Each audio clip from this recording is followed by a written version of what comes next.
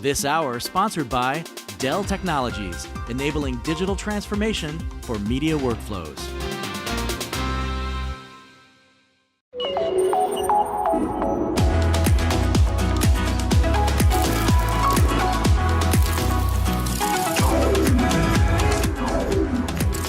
This is NAB Show Live. You're watching NAB Show Live, produced by Broadcast Beat. I'm your host, Steve Wong, an Emmy-winning technologist that specializes in media, telco, and the technology sectors for DXC Technologies. I'm excited to have a true technology thought leader, Reza Rassool, the CTO of RealNetworks. Sir, how are you? I'm very well. Thanks very much. It's always a pleasure to be here. I gotta say, out of all the technologists I know, I respect you the most, and you know that I love to bounce ideas off you and hear the cool stuff you're working on. So. Gosh, we should get a room. I got a discount on that. So, something that I was sort of surprised about, that I had no idea until we had a conversation, that RealNetworks, the software that I had loaded on my computers in the earlier days, software that I played music with, they had a large interest in Napster.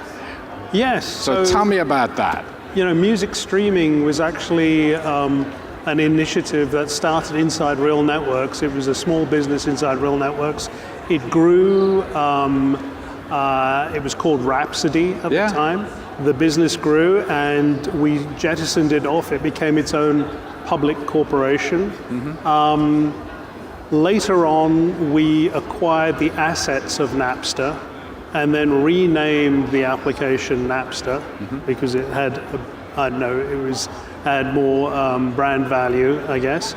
So Napster is its own public company.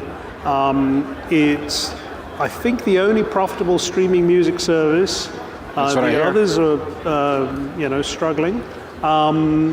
It's pretty much a powered by brand, though, rather than emphasizing the consumer-facing application. It's now the technology that's in smart TVs, in cars, in numerous other devices, and so RealNetworks powers that technology. And then what you heard in the news recently was that RealNetworks doubled down on its investment in Napster. It doubled its stake, where I think we're up to 84% holding in a public company. So you've got one public company owning a large chunk of another public company. The reason we did that was because the stock came on the market at a bargain basement price that we just couldn't. Buy low, sell high, right? Indeed. And so, but it's run as a completely separate public corporation. And is doing well. It's thriving. I mean, that's what has always impressed me about Real. You know, I remember in the early days that Rob was one of the first people that actually broadcast a sports game on the internet back in, God, what was that? When the 90s or something like that? When the Earth's crust was cooling. RealNetworks has taken on the hard tasks. So streaming media is now fairly ubiquitous. It's a commodity item, but it was invented by RealNetworks in a time when streaming across the internet was difficult. Remember your dial-up to your and the postage stamp. Yes, your connection to the internet was through dial-up modem, and so to first of all create a streaming media protocol, but also create a compression codec that could compress video sufficiently to transmit it across low bandwidth connections was impressive for the time. And that business still continues, largely in China though, for historical reasons. Actually, Napster also changed the music business because of Napster's threat to the record industry. You know, Steve Jobs went in there and sort of helped everyone out and changed how records are consumed. Then, of course, we know, the two Seans that started Napster. One went on to start a small company called Facebook, and so it's really, Real with Napster is really the disruptive kind of bad boys of the internet that I like hanging out with, actually. So I guess, yeah, and I guess Rob likes bad boys. So hence the, so Napster was, At that time, it was associated with pirated content. Yeah. At the, in the modern era, it's very much associated with commercial content, fully legitimized. But when I used Napster, I didn't use it to use music. What I loved about Napster was the search engine back in those days. Isn't that amazing? Because Yes. that's the only way I could really, at that time, find music effectively. Right. It wasn't always great content, but Yeah. and you guys took that technology and moved it on. Indeed. So one thing I just want to get your thoughts on. I know you're deep in metadata. So how does a company like Napster use that metadata for music? Because I see that our clients out there in the music industry, are just obsessed with metadata now because of the streaming services. Well, when I talk about metadata, I'd like to talk more about it in maybe the OTT context rather than the music context, because I see there is and your previous speaker from Verizon touched on it a little bit about the sort of convergence of computer vision with streaming media, the ability to when you're encoding the content, well, you're processing it intensely. Why not look to see who's in the frame, what's in the frame, what brands are there, what activities are presented, so that when it comes up to a commercial slot, you can serve up a spot that's more contextually relevant for the content that's being played. Or let's say you detect a celebrity and you've got a mapping between the celebrities and the brand endorsements that they've signed up to. Then you can roll a commercial that's relevant and gives that a bit of tie-in to the content that's playing. So there are all these opportunities. You're going to start seeing it come along, and this is the area that I'm playing in currently. I was going to say, that sort of reminds me of the talk we had about facial recognition last year. And so what's happened with facial recognition since the last time we talked? So you recall I was talking about it here in the same seat last year. Since then, RealNetworks launched the SAFR product, SAFR, Secure Accurate Facial Recognition. In July of last year, we launched it free of charge to schools because we felt that you could secure a school campus better, secure the perimeter of the campus better with facial recognition. That's doing really well. In the same town, at another trade show across town, at the ISC West show, RealNetworks has a booth where we're showing off SAFR for security. And it's just recently the National Institute of Science and Technology ran a bake-off between 100 or so different facial recognition algorithms. Ours came out the top for live video. Congrats. So it's great hard work by our team. Facial recognition, super important, but to be able to do it for live video is very, very difficult. And in the same way that we took on the hard problem of streaming video when it was very difficult to connect to the internet, we took on the hard problem of solving facial recognition in the wild case. So what we mean by in the wild is when a person's not looking directly at the camera, they're moving in the wild.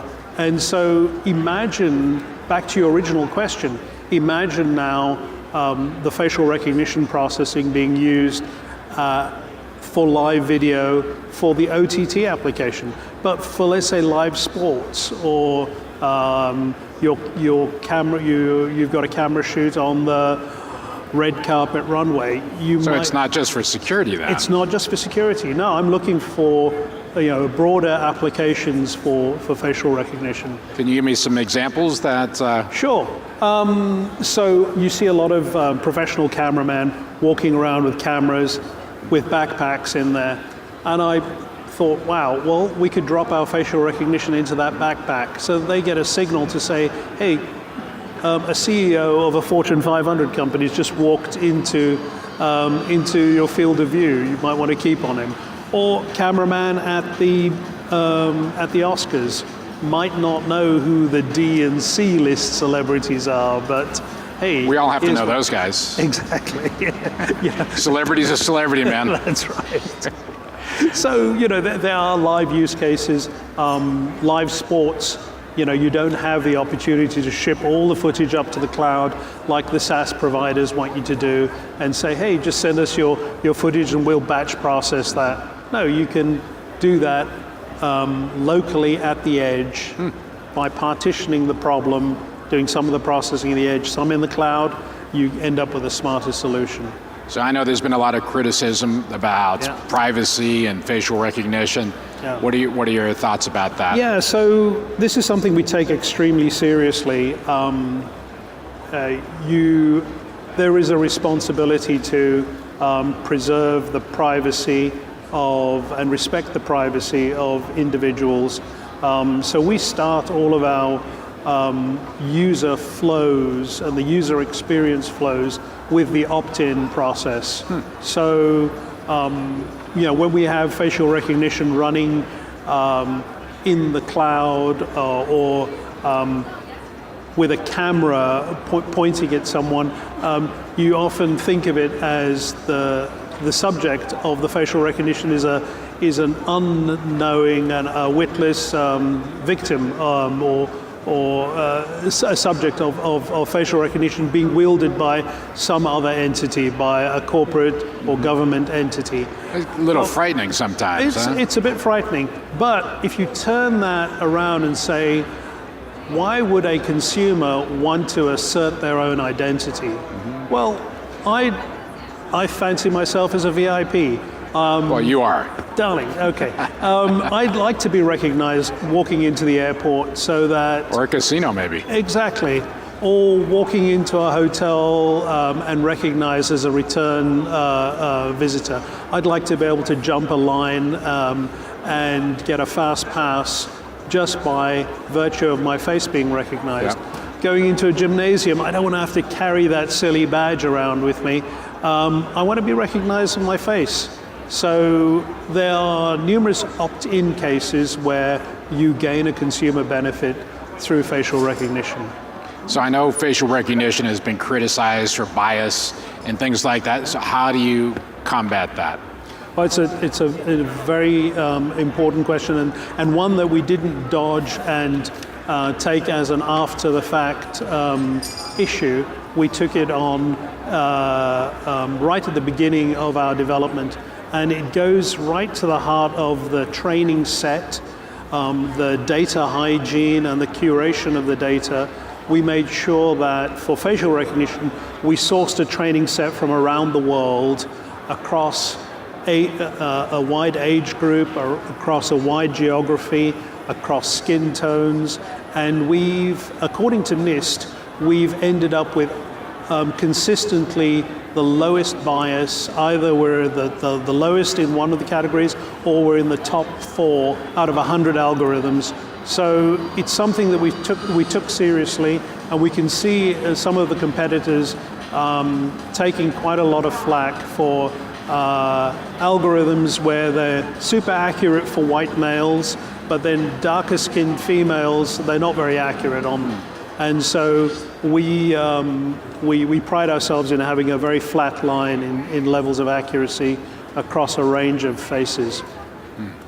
So now tell me, with all these smart speakers out there, with Siri out there, with these facial recognition things, should I be concerned about privacy? I think a lot of those smart speakers and the smart doorbells where there's a camera there. Initially, when they came out, there were integrations where you could open your face, the door would unlock by simple face recognition. And that is kind of, the manufacturers have clamped down a bit on that. I think when someone first went up to a letterbox and yelled in the door, "Alexa, open the door," Interesting. then they realized, oh, right, security flaw. We hadn't thought about that. Oh, wow. And so now you're making me nervous. Exactly. Well, so there are integrations. In fact, if you come and visit our office, all of our doors are opened up with facial recognition. I've been there. I don't take my badge to work anymore.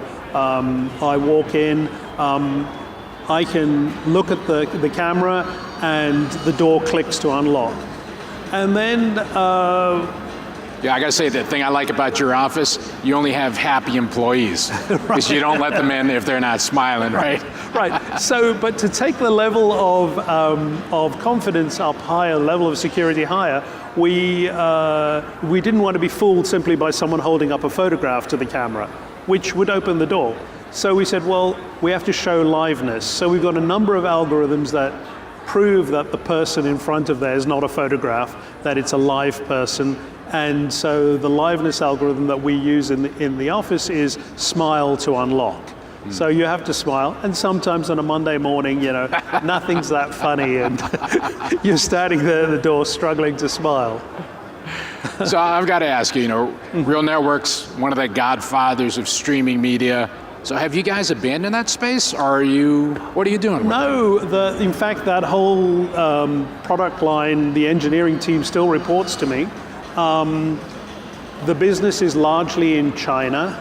For historical reasons, we kind of got squeezed out, and it was a subject of a lawsuit with Microsoft, and it was an out-of-court settlement, but the damage was done. In China, however, the Real Media brand and the Real Media codec thrived.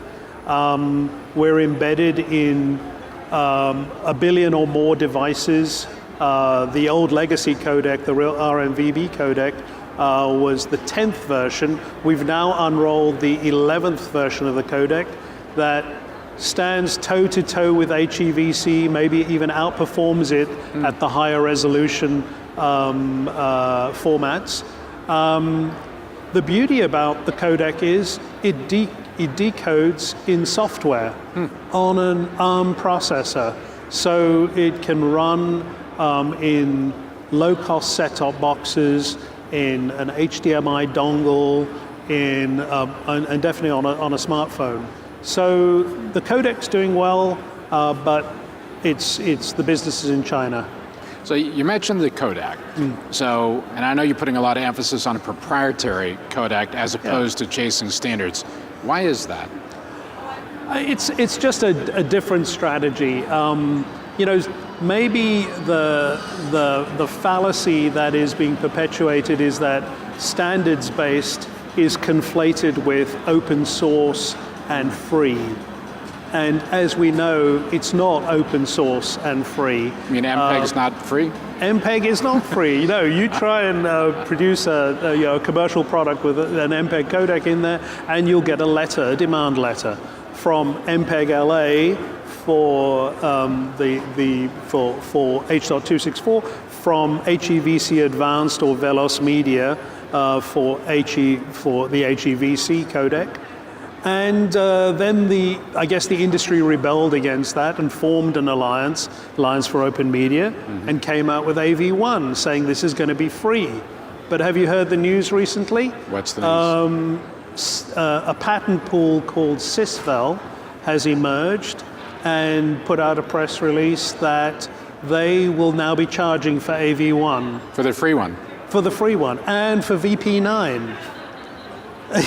and for Google's VP9 codec, you can come and buy licenses. Isn't that called a patent troll? Indeed. And so what happens when you create a complex product like a codec and you create it as an open standard, you expose yourself to the patent trolls, because you are you are revealing the infinitesimal detail of your format, and so that's one of the downfalls of going down that route. Nothing's free. There's no such thing as a free lunch, and so those companies that are making strategic bets on which codec to build their streaming business around have to take that into account. And it might be that a proprietary codec is the way to go. Interesting.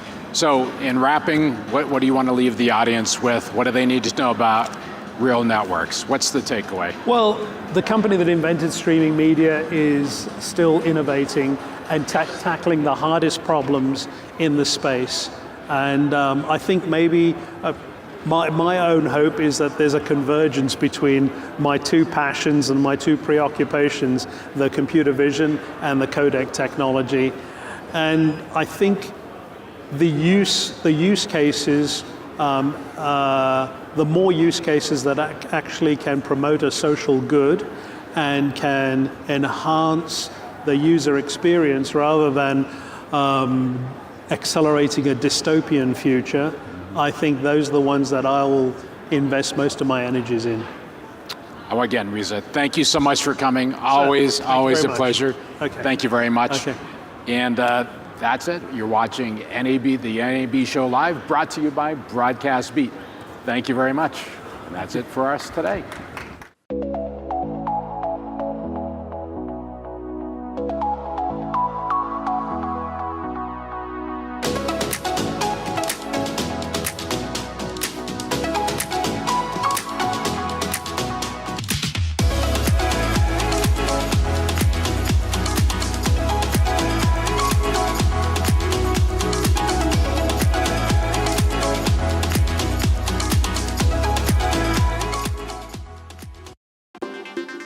This hour sponsored by Dell Technologies, enabling digital transformation for media workflows.